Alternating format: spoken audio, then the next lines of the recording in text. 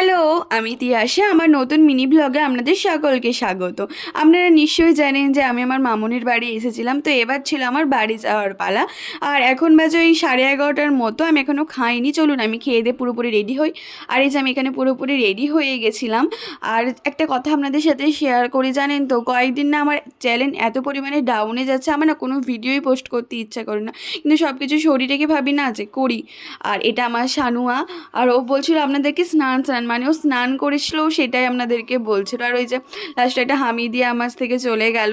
আর বাইরে তো সারাক্ষণই বৃষ্টি হয়ে যাচ্ছিল, আমরা যে এসছি সারা রাস্তাটাই বৃষ্টি পেয়েছি। এই যে দেখুন, টোটোতে উঠে পড়েছিলাম। আর এই যে আমার মা, জানেন তো আমি না সোনুকে এত মিস করছিলাম সেই মোমেন্টে, ওকে যখন ছেড়ে আসছিলাম।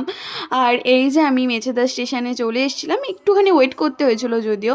আর আমি না রাস্তায় কোনো ভিডিও ক্লিপস নিতে পারিনি বৃষ্টির জন্য। আপনারা নিশ্চয়ই আমার চোখ মুখ দেখে বুঝতেই পারছেন আমি কতটা টায়ার্ড হয়ে গেছিলাম। তো চলুন আমি ভিডিওটা আজকে এখানেই শেষ করছি। যদি ভালো লাগে লাইক কমেন্ট সাবস্ক্রাইব করে দিয়ে পাশে থাকবেন। Tata, by.